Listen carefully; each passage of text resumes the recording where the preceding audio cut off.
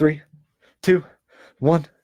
We're live. With the countdown, man. Yeah. What's up, man?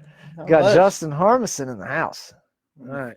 Find this video to share. Yeah, I'm going to try to pull this up. This is the first time I've shot a podcast on this platform, so we're going to see how things turn out. If you guys are listening, looks like some folks are getting ready to get joined in here. I'm going to go ahead and try this. All shared. Cool. Oh, even got me to tagged it too. Cool. Yeah, I got it. Awesome. All right, cool. It looks like this is going to work. All right. So it looks like some people are getting in here. If you guys can, sorry, getting notifications. If you guys can share this video, this is the first time that I've shot it on this page. So I know it's going to be kind of new for some folks, and getting people in here, we're going to see how this is going to turn out. But I guess we can jump right into it. This one I've been very excited about. Yeah. Because I got you here, and you're close to my age, and like everybody else, everyone always asks me how to get involved with, like, everyone says politics, but I wouldn't necessarily say that I'm involved with politics. Mm-hmm. You know, I just like kind of get in the public eye and make a bunch of noise. Yeah, just what's going on. Yeah. The day. And but you're kind of in that realm. You know, you do a lot of stuff for you know, for the community and like you said, the parks and things like that. And I think it's super interesting. So No, it's kind of weird how I got started with it all. It did start with the HGTV side of things. So I guess I work with Niches Land Trust. I'll go ahead and kind of open up with that. But yeah. So them being a nonprofit organization in Lafayette, I was getting my community involvement kind of through them. I'm like, oh, well, that's enough for my daily life. But then when Lexi shared the HGTV thing, I'm like, well, I'll at least, you know, go ahead and write down my thoughts and my Attica story. And that kind of got picked up and had like 70 shares or 80 shares or something. Yeah, it did really well. I remember reading it, and it was like really well put together. Yeah, I mean, that's my favorite medium, is definitely writing. Really? Yeah. I know as soon as I read it, I was like, this is the dude that's going to narrate this thing. I was like, hell yeah. Yeah. But so yeah, and then once that started picking up, Lexi kind of asked some more things of me, and then I'm like, man, I thoroughly enjoy this. So yeah, I've been trying to get more involved since. But I mean, I wanted to get involved prior to that. I remember last year I put out a post just talking about if anybody had the idea or to start a community garden. So yeah, I think it's really interesting. In fact, I was just on the phone right before you got here, and I was talking to her, and I was explaining kind of like what you had proposed, and she's like, oh yeah, like it's not a super foreign thing. Mm-hmm. And I like, you know, I'm under a rock over here in a small town. I was like, man, I just never put two and two together. I think it'd be super interesting to see it work. And I think it's definitely doable. Yeah. So I mean, that's one of the smaller projects. So that's what I really kind of want people to, our younger generation, to kind of think about, is just start with these smaller projects and then grow from there. So maybe start volunteering first. So that's where, when I was working with Niches, that was kind of filling that role. But then as I've like filled that role, then I've wanted to slowly increase what my like take load is. Yeah. So no, that makes sense. And like I tell a lot of people, man, like no dream is too big, and there's, you know, you got to start somewhere. So even if you have this crazy dream of like, you know, whatever, of something that's unattainable at that time, like you got to start doing something. Just start somewhere, you know, and it seems like so many people are either too afraid, too insecure, you know, or maybe even don't know how. And so it's like when you see other people doing it, you know, and you see other people that do care, like yourself, you know, it's like, it's always kind of that breath of fresh air. It's like, okay, well, I'm not the only one. And like, there are people my age that are doing this stuff. And like, it is important, you know, in that community or wherever you are. No, I mean, that's a great point you bring up there, is like, where do we start? And I think a good thing that people could think about is just trying to find their passion first, and then once they've found that, then they can find an avenue to like give back to the community from that. So like I said, starting with Niches, I knew I wanted to be involved in like the conservation or out on outside doing trail work, something like that. So then from there, I'm like, okay, well, community garden makes sense, because I know about plants, I know, you know, small scale stuff. So so maybe just finding your passion, and then figuring out how your passion can also give back to the community. So similar to it's your video stuff, right? Yeah, it's super interesting that you say that, because for me, that's exactly what it was. It wasn't like some big orchestrated plan. It was something that happened organically. Like, Yeah. you know, you find that passion, and then like, I don't know if you've ever heard of the dude Gary V or not, but so like I watch and consume a ton of his, you know, a ton of his shit. And it's like, for me, I was doing something that I liked, but I wasn't, you know, it wasn't really fulfilling. And so it pushed me to do something that I really thoroughly enjoyed. And then all of a sudden it became to the point to where that was starting to make money, and like it was allowing me to support myself off of that alone, and it helped me get out of the 9 to 5, which was still a good job. But essentially I did exactly what you're saying. Like, I found what I liked and what set me on fire, and then I just hammered down on it, and then organically it grew into something that was like, oh, this is doable, this is For real. sure. And like trying to relay that and also show it to a younger generation that, look, if you have this idea, if you work hard enough, and there, you know, there might be a little bit of luck involved, but if you really work hard enough and really put your mind to it and stay focused, like, you can do this stuff. Like, it's not, you know, it's not some foreign thing. But that's also kind of also uncomfortable, right? Is getting out of your comfort zone. And like, so this is a transition that I kind of went through moving post college life, is like, who am I type deal. Tough. So like trying to figure out who you are first, and then moving forward from that. And I knew what I wanted to get into, but like how I wanted to live my life. And I didn't want to get stuck in the ruts that I've seen in a lot of, you know, older people in my life. And most people. So once you can like figure out who you are, then you're able to like give so much more back to other people and inspire them, and cultivate that passion. Damn good point, man. And it's so true. And it's unfortunately, I think for me, it's been one of the hardest things to overcome. Like figuring out who am I really, you know? And it's tough when you're surrounded by a lot of people, because, you know, when you're surrounded by people, you take a little bit from each person. And there's people that will push you and make you a better person. There's people that will take a little bit, you know, unintentionally, but that take from you. And there's things that you get tripped up on, you know, with obstacles of life and things like that. But essentially, yeah, man, figuring out what you want to do for me, has been the hardest thing. Yeah. But once you figure it out, and like, now it's time to do. And it's like, without any lack of motivation, man, the sky's the limit. You know, like, what do you want to do? Okay, well, just triple down on that and do as much of that as you can, and see where it gets you. Yeah, and start small. And if you fail, I guess it's not. It's not as big of a thing. Yeah. But yeah, I mean, so that's what, with this community garden, I don't think it would be. I talked to Lexi about it, and I know the Presbyterian Church is starting one. I heard that. And, it's going to be like a smaller scale thing, but I think maybe working with the Parks Department, finding a good area, centralized area that people can come and just, you know, figure out where their food comes from, I think is a great aspect in today's world. Well, let's dumb it down a little bit. All right, so what is it from start to finish? Like, what? A community garden, essentially. So, I mean, it would just be finding a small plot of land, and then preferably like downtown. Yeah, I would love to do it kind of in that vacant lot, but I know there's some issues with that right now. Like the one next to the bank. Where the building got torn down. Recently. But I know that hasn't come completely to the city yet. But another area I was initially looking at was McDonald Park, but you could even in Ravine Park, like, that's something that could become a hub to where you pick a day where the community comes out, everybody brings some tomatoes or corn or something like that. And hopefully all that stuff's donated. If not, I'm sure you could find a low budget grant to do that. And then after that, essentially the upkeep is for whoever wants to come and pull some weeds. And then anybody can just come by and pick whatever vegetables or fruit that they need for that day. So, man, I think it's such a cool and an interesting idea.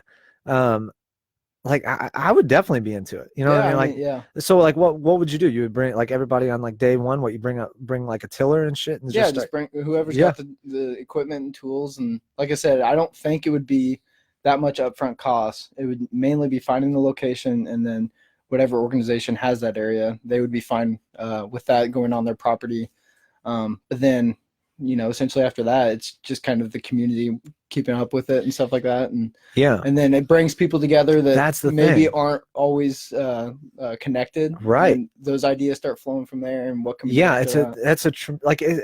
it's a great way to bring people together, especially people that don't go, like, you know, like Yeah. you don't ever see them, you don't talk to these people, and all of a sudden maybe you have, you know, 15, 20 people that are all together on a common thing, and like it does create that bond. Mm-hmm. And I think that's probably the most important thing when it comes to community, is like a bond, you know, and something that, like, a lot of people always say, you know, if you have like the delta, you know, so you have two people and then you have the one thing that kind of joins those people together, then anything that's outside of that, you know, can interfere or whatever. But as long as you stay in that, you're going to have something in common. And so like all of a sudden now you would definitely have a lot of people, you know, maybe different backgrounds, different beliefs, different political views, whatever, but they're all going to be focused on, you know, maybe this garden. And like, I think that that's an excellent way to get the community involved. So no, I started small, but then, you know, once this HDTV thing came around, I'm like, that's something big we could do, right? Right. Yeah. Hell yeah. And then, you know, this guy's, well, I know this, we do have another test in the Attica community now with the recent news of the pool closure. Right. And this is kind of something that, with the momentum we have going on now, is like, what can we do with this problem? And I know you have Brian coming on. Thursday. On Thursday. So that would be great to get his, the viewpoints. But I will say that I am joining the Parks Board, actually. I'll be at the next meeting. So I'm as fresh as everybody else in terms of the news and like where we're starting at and all that. But it'll be great to get details from him, and then we can move from that. But like I said, just getting all of this energy that we started with HGTV thing and transition that over to a real world project that we can do now today. Right. Yeah. And like, that's the thing. A lot of people ask me about it, and shit, like, I don't know, you know what I mean? Like, I don't know much about the stuff, but getting the people involved that, you know, at least on here, that do know about it. I can't think of a better way to at least get the information out there, because so many people are on social media, you know, and fortunately for me, there's a ton of people that watch this podcast or listen to it, you know, that are local. And so it's like, well, great, maybe this could be a way to connect some people and get the real information out there. For sure. Because you talk to a lot of, you know, their 2 cents, but it's like, it's not that easy, because it's never that, you know, no matter what their idea is. Unfortunately, it's, you know, most of the time it's like, well, it's not that simple. You can't just do that or this or whatever. And so being able to get the experts that know what they're talking about on to maybe relay that information to more people that can't come to the meetings and things like that. Yeah, exactly. That's one thing I'm really excited about with this. Sorry, I was going to go through here and look at some of this, some of the comments. I quit loading, but yeah, I mean, what else you got, man? Uh-oh, I'm binding this thing all up.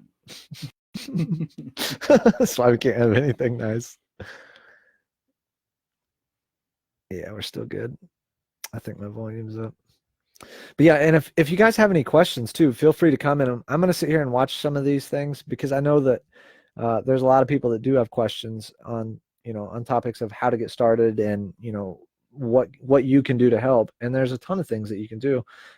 Unfortunately, I don't know all of them, but you know, I just know ways that have helped me. And having you here is great, because you come from a different background. Like, you know, you're not the social media guy. You're actually like doing shit, real shit. Yeah. Well, speaking of that, if anybody does want to volunteer, Niches does have a lot of opportunities if you like being outside and being in a natural world. I mean, we always are always needing extra hands. Where are they at? So essentially we are based in Lafayette, but we work in a 13 county radius around that.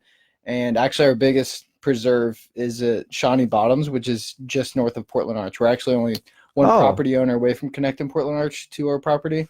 Okay. It's over 500 acres now that has a 3-mile trail loop that people can go hike on. I didn't know anything about that. Yeah, it's all open to the public. You can get off the trail and go hike and explore. And really, yeah, we're essentially just trying to get people more connected to the land. Yeah, so we always need a lot of hands. I think we're up to close to 50 properties now that we manage. So all open to the public except for the month of November when we do deer hunting. But man, that is insane. I really didn't know anything about it. That's really cool too, because there's a lot of people, there's a lot of interest in nature now. Like, one, it's kind of trendy, you know, that like people want to do that stuff, but like, and you always get that, but it's like, you know, for like a small town, it's obviously, it's just right on the outskirts of town. Like, nature's right there. Or like for us, you know, even having Ravine Park. And I know that there's like a ton of endangered flowers and stuff out there, right? I'm not sure at Ravine Park specifically, but I do know that that is like a pristine ecosystem down there, and I would hopefully, that's the other thing I would like to get maybe moving forward with the parks board, is trying to find some funding to manage that land for invasive species, and hopefully get a prescribed fire there, because I know that with that being an oak woodland, it actually kind of requires or it historically would have had a fire through that ecosystem. But that's essentially kind of what I do. I work out on the land, figure out kind of what's supposed to be there, what would have been there, what is supposed to be there, and how can we move that forward to push that. So that's pretty interesting in terms of like trying to make those decisions and find these ecosystems that are still prevalent in Western Indiana. Yeah, it's got to be I'm sure there's a ton of hurdles and stuff, right? Like, is it tough to get stuff done? Oh yeah, a lot of it I think is just general ignorance for a lot of people, and I didn't know. I remember when I first interned with niches, my senior year of college, I didn't know what invasive species was. And then I went back to my dad's place, which is just north of Riverside, and looked around our property, and I'm like, whoa, we got a lot of invasive species here. So just that general public ignorance, and trying to relay that information, and then how you go about managing these ecosystems. So like Indiana used to have roughly, I think, 15 to 20% prairie. And that's most of it's been converted over to ag land now. So just trying to bring back these fragmented ecosystems, and that's the holistic view of niches, is to connect these bigger natural settings to where you can have more trails for people, but then that also provides, to bring back these rare plant and animal species that are on the verge of, extinction. I think it's really cool to see it and see, especially to see younger people. Like, I mean, I kind of go back to that all the time, but it's just something that's on the forefront of my mind right now. But, seeing younger people get involved, because a lot of times, man, and the more that I do the social media stuff, the more I see it. But so many people are all just wanting to talk and they have their opinions, but nobody's doing, you know what I mean? And so when you see other people that are doing things and really getting involved, it's not hard. It's not super complex. It's just like, get out there and just do something, make a difference. What do you think it is what is that hurdle of? Is it time? Maybe. Or is it just excuses? I think it is. I think a lot of it is excuses. I think that, unfortunately, I think that there's been a ton of people that have been coddled, and so they're kind of set in their comfort zone. But I think that a big part of it is nobody's doing and then showing. Like, so people, they don't get to see it. You know what I mean? Like, people don't see you going out and doing this stuff, and they don't see, the behind the scenes things for me.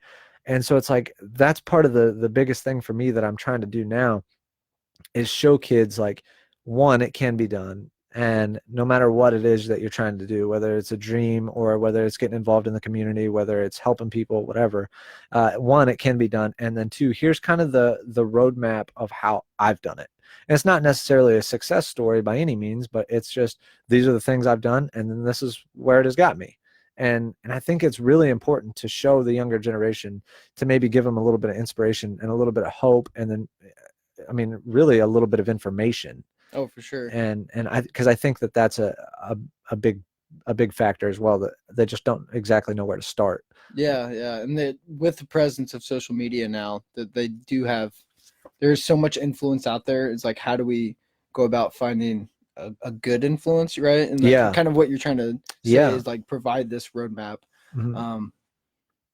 without, those negative consequences of social media that are typically played up. Yeah, it is. It's like, and the drama and all that shit, it sells. Like, I get it. I understand, for entertainment, it's there, it works, whatever.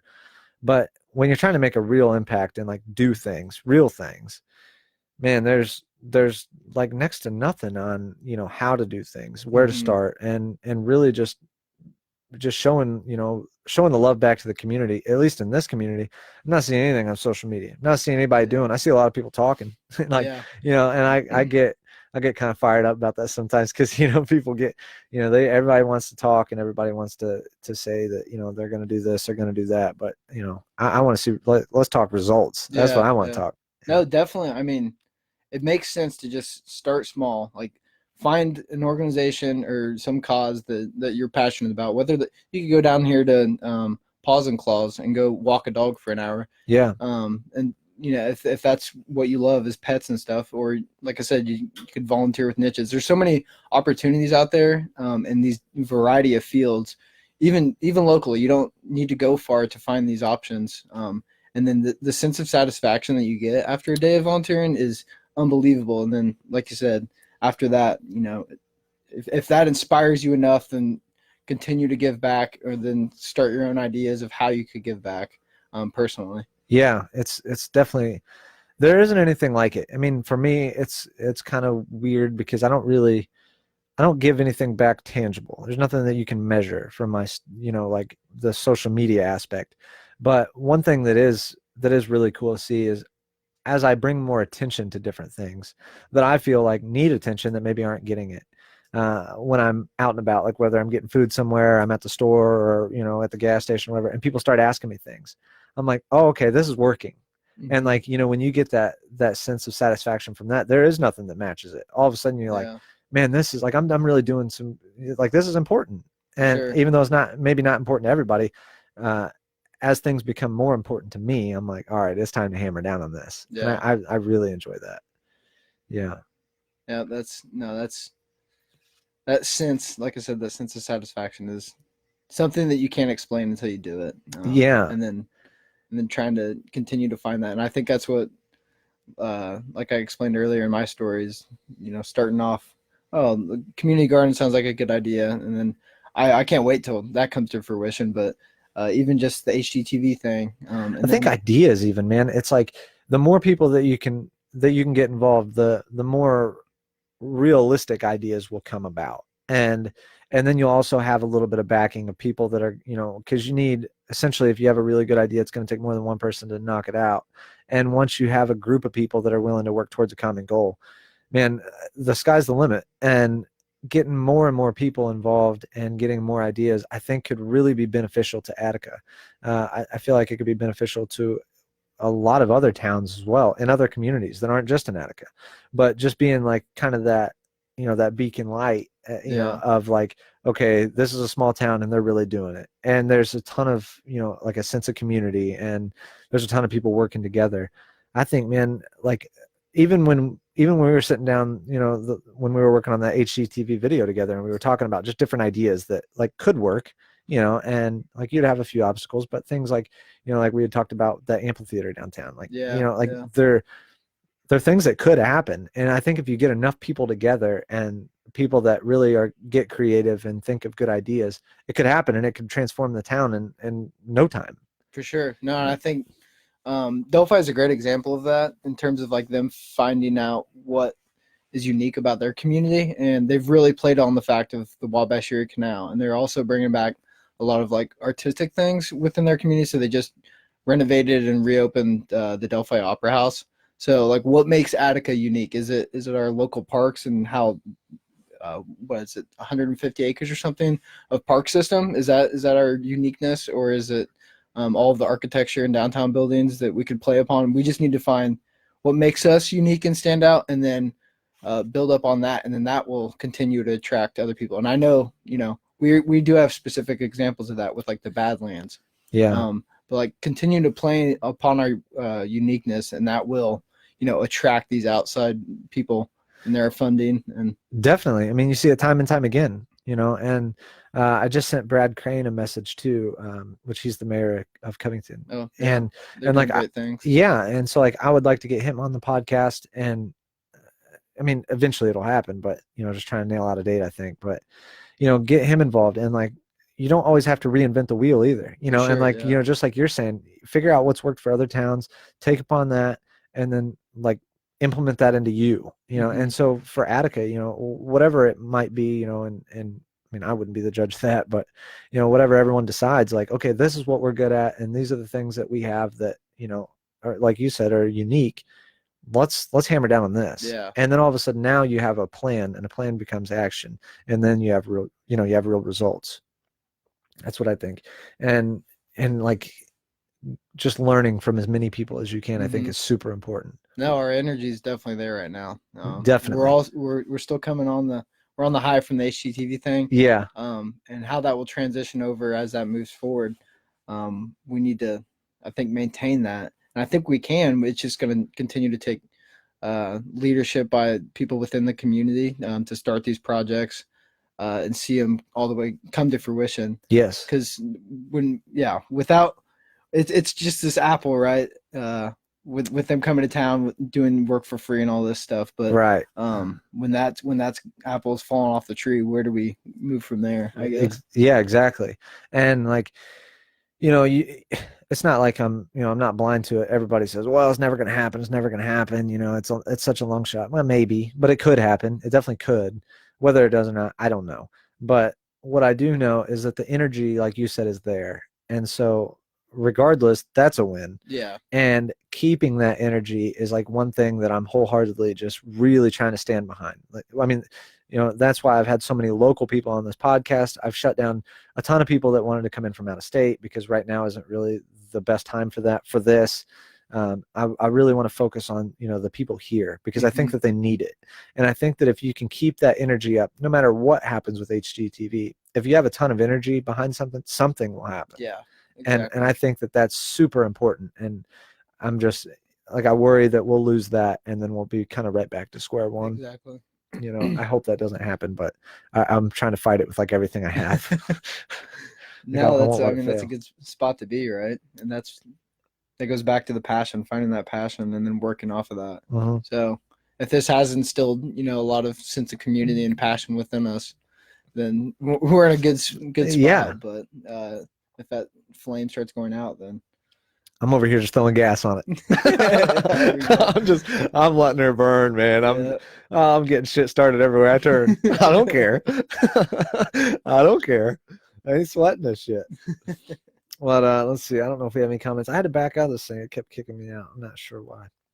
If you guys are listening to this, please share it. This is the first time I shot the podcast on this platform, and I don't know how it's going to turn out, to be completely honest.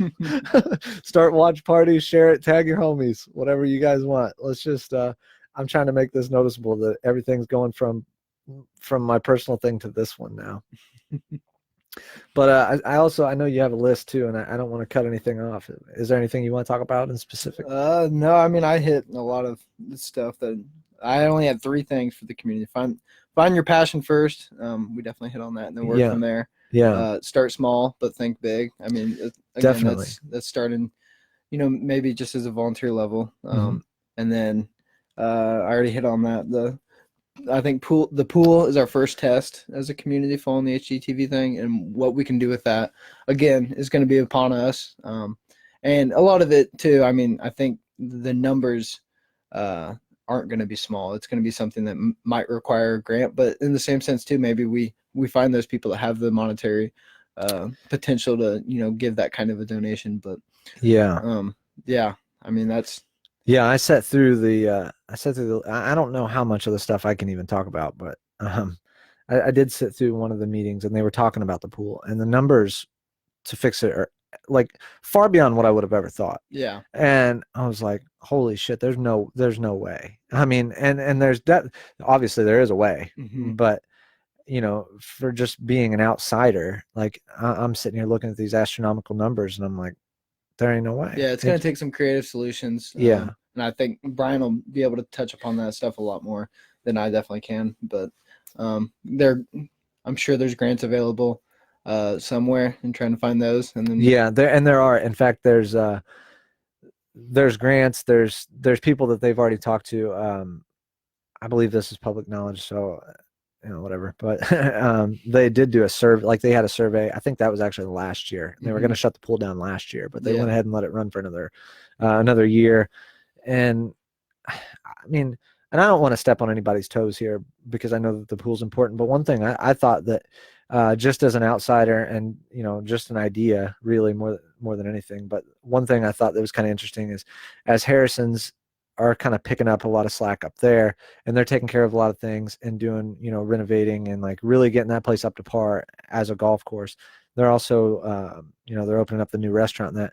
Well, they also have a pool there. And so I thought, well, and I don't know about the quality of the pool versus like the quality of the pool down there. I don't know anything like any of the specifics, but I thought it's just an interesting time that they're fixing their pool up.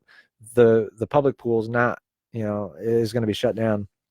Is there maybe some way they can work with the public to maybe help out to lessen the blow, even if it's just temporary, or something like that, or figure out a way to maybe even bring the community into that. And I don't know the plans on the pool. Maybe they're going to fix it all up. I don't know, but it's just one thing that I thought, well, it's an interesting time for that. No, we talk about getting involved. I mean, going to these meetings, March 10th is the next public event meeting for the Parks Board, and there will be I think a public forum on how we go about moving forward from this situation. So just like being involved in that way too is just being informed.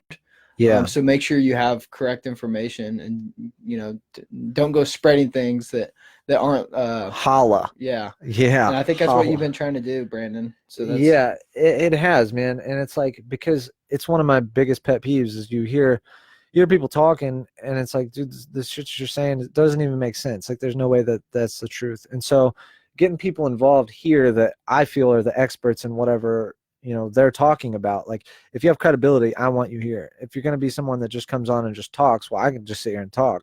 I want the people that know what's going on. And so I think that that's the biggest thing. And where I see the disconnect is honestly between, the public officials and the public, unfortunately. And I don't know where that disconnect falls. I don't know, what can be done really to fix it. But one thing I thought of, and it was actually after I did an interview with Dwayne. I literally, so I took my MacBook, and because at the time when like the 1% sales tax thing was implemented, everybody was bitching and complaining about it, and I got tired of hearing it. I'm like, dude, you guys are all talking, and all this time you could have been talking, you could have been figuring out what's going on. And so I'm like, I'll do it. Like, that's fine, I'll do it. And so I take the laptop down there and I set Dwayne up, and it was like kind of this awkward interview because like we're shoulder to shoulder and we're like kind of huddled around this laptop and we're in his office, and it was but it worked, and it was kind of from there, like that was the catalyst to this podcast was that. And so it's like, okay, well, maybe this could kind of mend that disconnect in certain ways. I think there's a lot of avenues that we could explore with that, and it could just be a generational thing, a generational gap that we don't have younger people on these boards that know how to relay that information to the public as a whole, and that could just be trying to bridge that gap. But if you're not even gonna do the work, at least be informed to the people that are doing the work. You don't disagree with them all the time. And I think definitely. And I mean for me, man, I think if you want to talk about your community, whether it's good or bad, I think you should go to a meeting, some meeting, whether it's a park board, the Main Street thing, they have meetings, whether it's if you want to even just talk to somebody on the city council and just get up to date with just a few things that are going on. I think from there it spreads, because it's not that I didn't care about the community, because I've always cared, but before I went to a Main Street meeting, which, they sent me a message, said, hey, would you be interested in coming to this? And at the time I was like, I didn't know anything about it. I was like, sure. Yeah. And so I went, and then it was like from there that my level of involvement quickly ramped up. Really the things that I cared about within the community changed, because I knew what was important and what wasn't really that important, which I didn't know. It was just ignorance. And so it's like that did a lot for me, and I know that it can do a lot for the community. So if you are thinking about this, it's not that long. It's an hour. Like, you don't have an hour a month to go and just listen to one. Okay, maybe you don't. And so like I'm trying to help that out with this podcast in particular. But if you can make it to any of those meetings, highly encourage it, because it really did change my outlook on a lot of things. And if you don't agree, or even if you do agree, go and voice your opinions to these officials, because a lot of people also I've seen on Facebook comments is they love commenting on Facebook of how they don't agree, but they never bring that to the correct official to fix those problems. So So maybe the officials are just blind, or haven't seen those disagreements to then fix those problems if the public is outraged. But if you're not going to your officials directly, if you're not making that effort to then voice your opinion, then I think you're not in a good spot. Yeah, I It's totally a good agree. thing. And it just kind of goes back to that same thing of like everybody wants to talk, but nobody's doing. You know what I mean? And it drives me nuts. And so yeah, if you can go, just go and or talk to somebody, but you know, do what you can, you know, as a resident of this area. I think it's crucial. And right now is just, you know, is an interesting time because the community is kind of all together. Yeah. And so, and you know what, even in my experience, I'm a dummy. Like, I'll be the first to tell you, I don't know much about politics. I don't know much about the shit that's going on in this town. You know, I live under a rock. Everything I do is all like social media, and a majority of the people that follow me on social media aren't even from Indiana, let alone here. And so it's like, when I went, I was kind of insecure because I'm like, man, these people aren't going to want to hear from me. They don't, most of them aren't going to know who I am. They're not going to want to hear my ideas or anything like that. And I was 100% wrong. As soon as I walked in, everybody knew who I was. Everybody was like very receptive to my ideas. Like, if I said something, you know, it carried some weight. And so it's not what I thought it was going to be. I thought it was going to be kind of like a closed door thing. Everyone's going to be like, this is what we're doing. This is it. Yeah. And it's like, it's not that. So if you're looking for a little bit of insight, or if you are interested and you do have some ideas, or maybe something that you just want to talk about, these guys are really, really good people. And they, you know, it doesn't matter really. I haven't met anyone, at least in the meetings I went to, that I was like, man, that guy's kind of an asshole. He wouldn't even talk to me. Like, everybody was really open about whatever. But I don't know. I mean, I think it's really cool that you're getting involved too. And I'm excited. I think with this new position on the park board, hopefully bring some new energy. Yeah. I know Damon DeSutter will also be joining the board, and he's my age as well. So, you know, just getting some fresh faces in there, maybe bring some new perspectives. But yeah, I mean, if there's anything on that side of things with the park and the pool and stuff, bring those issues to me, and I'm more than happy to listen and sit down and talk to people too. That's great. Yeah. So, yeah. Shoot them a message, you know, Yeah. I mean, like a Facebook message, or however is best for you. yeah, But that's one thing that has been really helpful, is people have reached out to me, and I'm terrible about responding to messages. I'll be completely honest, but you know, people do send me messages, and there are things that, you know, that I look at, and it's like, okay, you know, I can at least bring this will give me something to talk about. Yeah. At the very, I mean, even at the very minimum, it's like, okay, well, I'll at least go in here with this, you know, and see what they say. But yeah, you know, getting people involved, I think, is the biggest thing. And it's kind of like what I said, where, you know, I'm just trying to keep that flame going, like, you know, Yeah. get as many people going as you can and run this thing until the wheels fall off. Mm-hmm. And that, I mean, I don't know, but I mean, I don't know. I try not to bitch about the people that No, get, I you can know, get what I going mean? on that stuff too, man. Yeah. And that's what that all goes back to the passion stuff. If you're passionate about something, then you can definitely get a little riled up with it. Dude, yeah, I get going, and I'm terrible about the Facebook thing. I always go back to this, and maybe it's arrogant, I don't know, but most people, I feel bad for the people that can't speak out when they're getting kind of shit on. And like, because most people have a boss they have to answer to, and so like they can't just say what needs to be said. Yeah. Guess what? I ain't got that. Guess who's saying it? And I'll get on Facebook, dude, and I'll start commenting some. I'll comment some wild shit. People are probably like, "Who is this cat?" Yeah, I do, man. I get fired up about it, and it ruffles some feathers. Misha commented on here, and she said, "You are great at shit stirring." Holla, yeah. I didn't get here for nothing. I'll get under people's skin. Yeah, come watch my podcast. You say what you want. Nah, I'll voice my opinions usually in private, but I keep that shit off social media. I definitely am opinionated on some things, but I love hearing other sides of stories too, and that's what I think we need, like, Definitely. in today's society, right? Is people are so polarized. Yeah. And even within these local issues, it can get, really heated, but like actually just sitting down and listening to other people's side of the story. Yeah. Maybe you don't agree with them, but just hearing them out is a big thing. It's the biggest. In fact, and that's why I get so frustrated, is because I don't get mad at what people believe, and I don't get mad at what people say. I get mad when people are arguing or doing whatever, and they're not doing anything. I love talking. In fact, I love hearing other people's side, because I'll be the first to tell you, I don't know everything. In fact, I don't know much when it comes to most of the shit that I'm doing. I'm just kind of stumbling through it blindly. But what I do like is I like to sit down, and even if it's something I don't agree with, I will sit down and talk to you. And we don't have to have the same beliefs. We don't have to vote for the same person. I don't care. I'll buy you a beer at the end of the day. I'll shake your hand. Hell, I'll give you a hug. I ain't sweating it. And I think that that's becoming more and more of a rarity. And it breaks my heart to see, you know, everything's so divisive. It's all like tribalism, you know, it's like this team versus this team. And so anywhere where I can kind of put that community together, and it's like, all right, let's talk about this, like whatever it is, I want to talk about it, and I'm not afraid to say what I got to say. And, you know, I'll sit back and listen. And most of the time people ask me about my ideas on certain things, and I do catch a little bit of slack from it because my ideas change.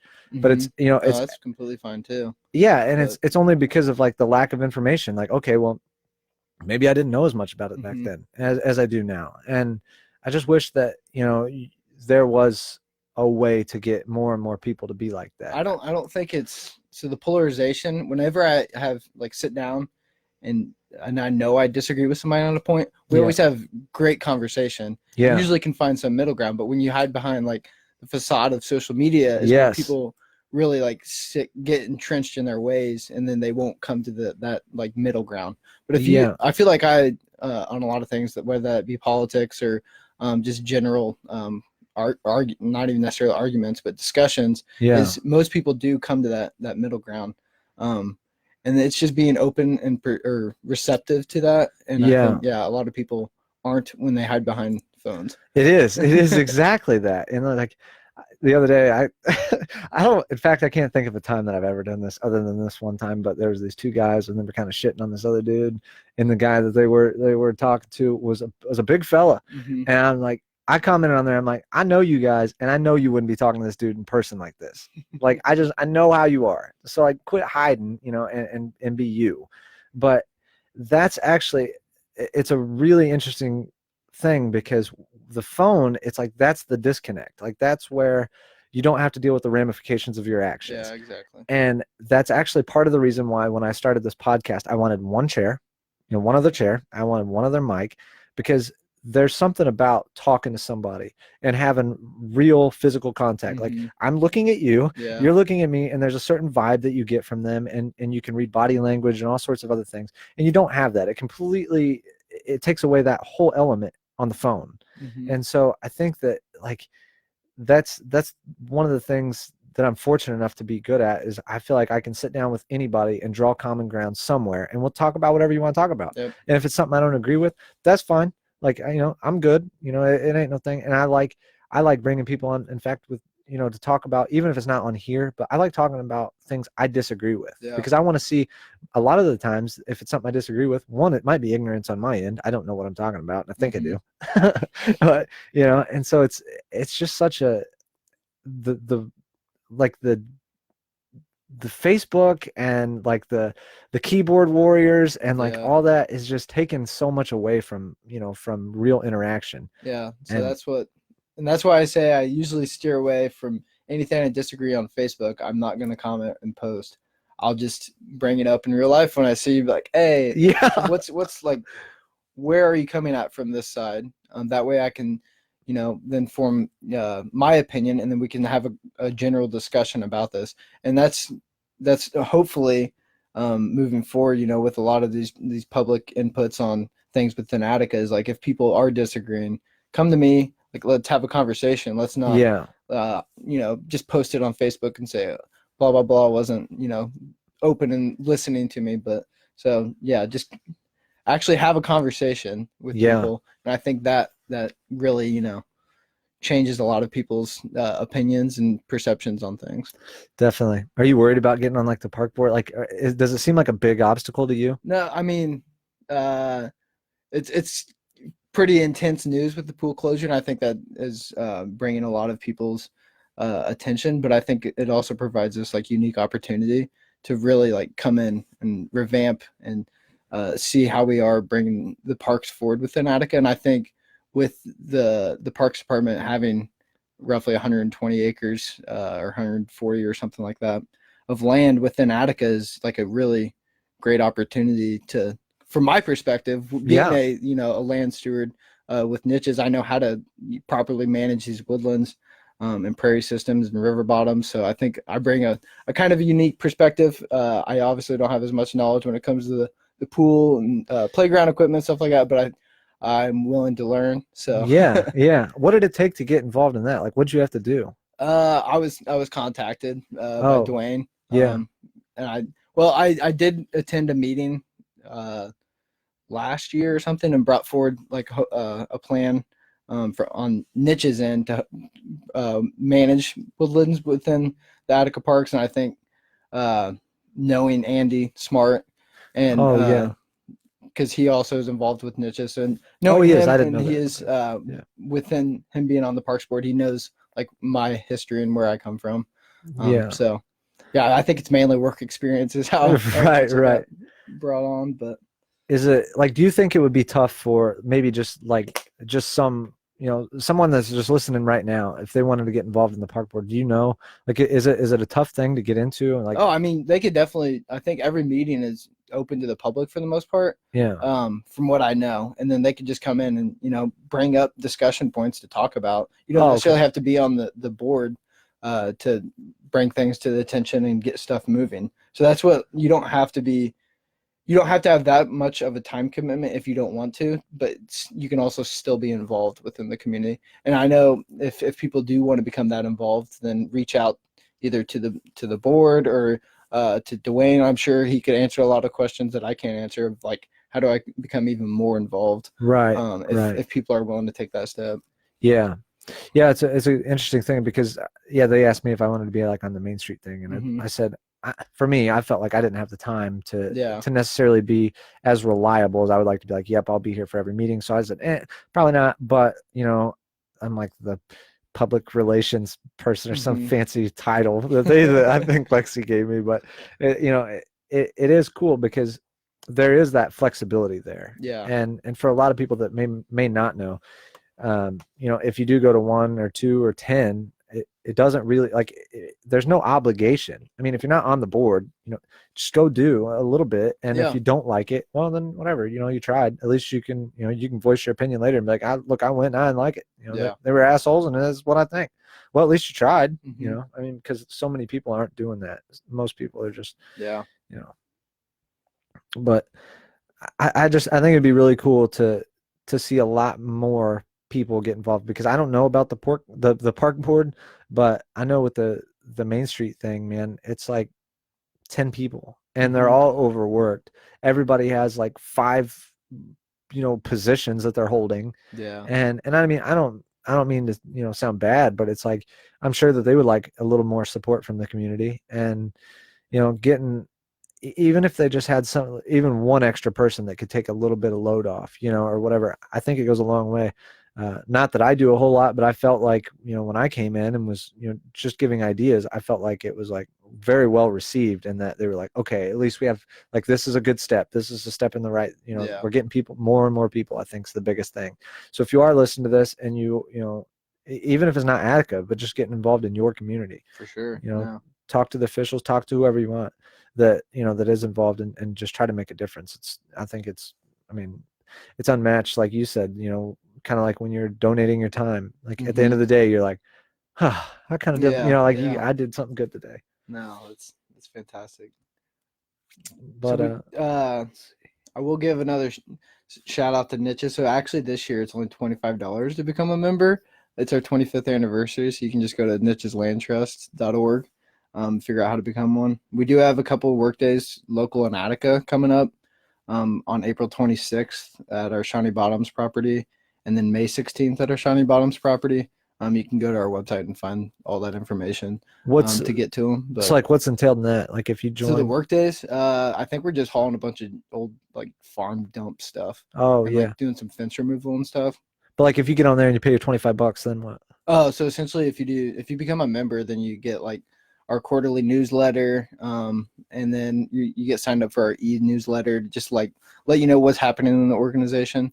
And then you're also able to like attend our annual meeting and some other cool stuff. Where does that happen at?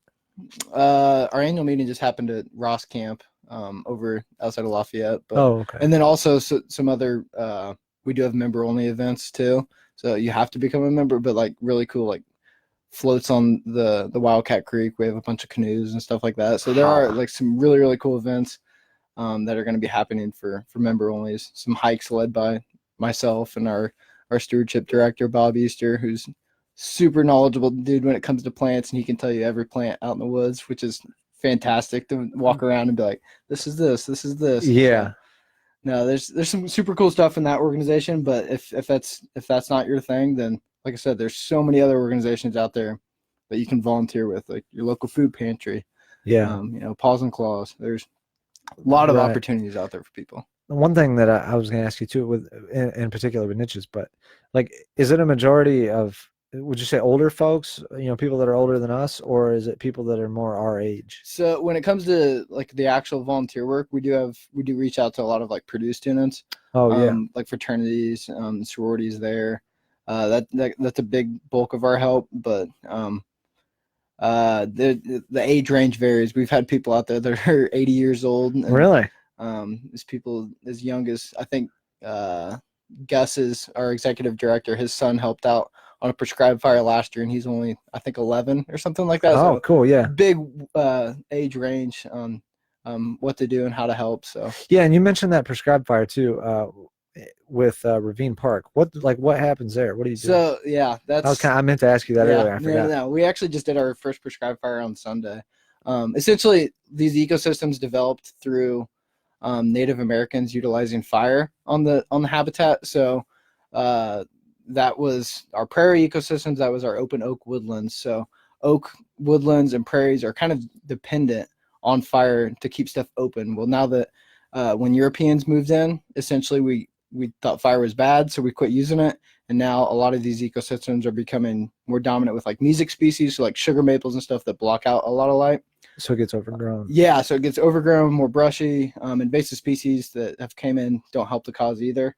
But essentially what we do, we go and the specific plant at Ravine Park, which has not been approved by anybody, but this is just like a theoretical thing that I would love to do. Yeah. Would essentially, and you could even utilize the local fire department for training and stuff. They wanted to help out that way. But you would come in and set your fire breaks and then figure out the wind direction to keep everything super safe, light a back burn, and then you just essentially you're lighting the woods on fire. Let her burn.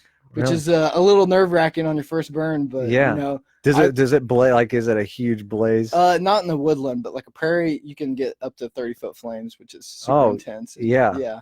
But like the fire effects afterwards is tremendous. I mean, the wildflower blooms afterwards is great. It like I said, it can kill off those more music species, and really open stuff up to like plants and animals that would have used this in the past, but currently can't use it because it's not available for them. Yeah, I went through Tennessee a few years back when they had the big wildfires down there, and it was like shortly after everything had burnt, and there was a ton of destruction. I mean, like this place was flattened, and like you just look out and you're like, damn. And obviously that's not the same thing because that was not controlled. It was like it was total destruction. But then like I went back through there a year later, and I mean there was like a ton. You could just tell it was like it looked like everything was just wiped out, started over with all brand new stuff. I'm like, wow, and like I'm a dummy. I don't know anything about any of that stuff. But you can look out there and be like, wow. We always want to put things on a human scale and not like an ecological scale. And really, like I said, these ecosystems develop through fire. The other crazy thing too is like 4 or 5 years ago, we had a huge windstorm come through and it blew down, I'd say 60% of my dad's trees. And coming from at that point, I hadn't worked with niches, so I didn't know all of the background on how things should function. So we're like, shit, this just fucked up our woods, Yeah. It's not going to be in a good standing. Well, now working with niches, I've come and looked at the plants, and we've had a bunch of rare plants come up because all the added light that it really should have had historically. But so like we always want to, like I said, view things from a human perspective, but like it's not also like always what we need. Right. No, that makes perfect sense. Yeah. Like I get it. Yeah. You just see like, you see a tree fall over and you're like, oh no, that tree. Yeah. And, but yeah, like you're saying, it might be needed. Or planting more trees. Everybody loves planting trees, but maybe a prairie habitat would be better with an open structure and grasslands and stuff like that. So yeah. Yeah. That's interesting. Yeah. Let's see. I say this movement and fire has me ready to jump in. Misha's always on top of it. Holla, Misha. So if we don't sign up, can we come help do whatever cleanup? Yeah, for sure. I mean, we're always looking for volunteers. So if you want to just shoot, actually, it's not. I'm not our volunteer and outreach coordinator, but if you want to shoot Sam at Niches Land Trust an email, Sam at nicheslandtrust.org an email. He'd be happy to help get you on any volunteer opportunity, or you could just show up those days. Like I said, that's April 26th or May 16th. And where at? And that's at Shawnee Bottoms, which is just north of Portland Arch. There's a parking lot there. You can also go to our website to get exact directions, but I forget the county road that it's off of. But Gotcha. Yeah, no, there's some really cool volunteer. Like I said, being on a prescribed fire is pretty intense. I would like to see that. Dude, I bet you'd be able to get some like really cool drone footage too. Yeah, that stuff, and we've had that done in years past. Get that thing up there and it'd start melting. Yeah. Yeah. Bring her back. Come back. The arms are all drooped over. What the hell happened to this thing? I don't know. Brandon's running out into the prairies. Stop. What the heck? Get this asshole out of here. Yeah, man. Like I said, some cool stuff on my end, but like I said, if that's not into you, there's so much other cool stuff out there. Yeah, definitely. Well, hey, man, I think I've had you for a little while. I'll wrap this thing up and shout out some of the sponsors, but I'm really happy to have you on. I was very excited about this because, like I said, I like talking to people that know what they're talking about, which is obviously you, and people that are doing. And I see you doing a lot of things. I think it's really important, and it's it shows the younger generation that it can be done, and that there are people that are doing it. Thanks, man. So holla. Misha did just comment on here too, thinking this is great for those kids needing volunteer hours for different things. Exactly. Yeah. I mean, I'm thinking National Honor Society, Student Council, all those things. Yeah. If you want to get outside. Yeah, get the school involved. I got a lot of people on here that are from the school. So, if there's any way to implement that, then, maybe consider it. He'd be the guy to talk to. Yeah. But I would like to thank Grady Funeral Homes. Man, you guys help out every month tremendously. Thank you guys so much. Harrison Hills, I've already talked about them, but they're getting ready to open up a new restaurant up there. They're doing a ton of great things. I know they're selling out these memberships like crazy, and they've helped me out with this podcast a lot. They've also came on and the guy that's in charge of the new marketing, or well, not marketing, but the guy that's in charge of kind of revamping everything came on this podcast. You can find it on anywhere where you're going to watch this, but they're doing just a ton of stuff, man, up there. And it's great. Like, kind of like you're saying, even with, just getting people involved in the community, seeing them do more and more is really great. And I appreciate all the help. Midwest Roof Restoration, those guys are awesome. They got this new stuff now where you spray it on your shingles, and it makes like your shingles super flexible. It brings them back to life. My brother's actually working for them. Really? Yeah. Yeah. So well then, yeah, about the shit. Yeah. But it's crazy because he showed me a demo of this thing, and they sprayed it on these shingles. And this was like out in the cold in the bed of his truck. Been out there like all winter. He's like, yeah, I tried to break one of these shingles. I'm like, all right. I was like, I'll break it. Like, yeah. It didn't break. Like, it really didn't break. So I mean, those guys are they do sell like genuine product. It's so it's cool to see that, and it's cool to see people chasing their dreams, and I appreciate all the help from those guys. And lastly is Logan Leaf CBD. You can go to loganleaf.com. They have all the way smarter than me people on there answering all your questions for CBD, but I've been a big CBD advocate for years, and I've been taking it for years too, and it does so much for you. It's like people that take ibuprofen every day. I used to be one of those people that would take it a lot. It's terrible on your liver. It's terrible for you, for one, but CBD does a lot for you. I don't know if you ever take that stuff, but I haven't. Oh, it's killer, dude. You gotta try it. I got some of you. Yeah, they gave me some. They sent me like this little care pack, and it's got like the CBD oil. It's got CBD gummy bears, and then it's got CBD dog treats. All of it's THC free, but yeah, it's good for like an anti-inflammatory. It's good for anxiety, stress relief, depression. The list goes on and on. But if you use the promo code Brandon, you go to loganleaf.com, you get 15% off. I think the deadline on that's like March 1st or something, and then we're gonna revamp. I'm trying to do this giveaway. They got like, I think they're like little coffee pods, like a K-cup. I'm gonna try to get them to give me 100 of them. I'm gonna give them all away, but it's got some kind of CBD stuff in it. I don't even think it's out yet, but I'm excited. So loganleaf.com. you can check those guys out. They're great to work with, and I appreciate all the help. If you guys are listening to this is the first time this has been on the public figure page. Please, please, please, I know I've said it a million times, just do me a solid and share this shit, man. Because I don't know how this is going to turn out, to be completely honest, but this is going to be the new location for the B Team podcast from here on out. It's going to be recorded here live, and then from here it will go to YouTube, Spotify, iTunes, and Stitcher.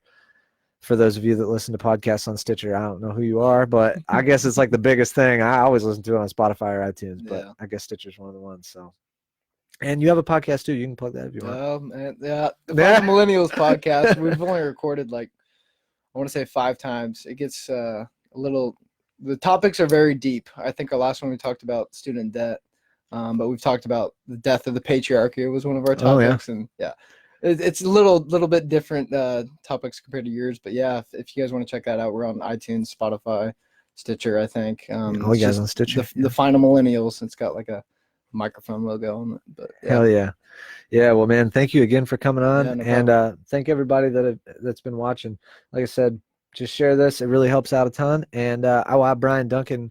He will be here this Thursday at, I believe, 3:30. We'll probably shoot for between 3 and 4 to go live. And we are going to talk about the Attica pool. That seems to be a hot topic right now. So we'll see. Good one. Yeah, we'll see what comes of it. But I appreciate everybody. And I will see y'all real soon.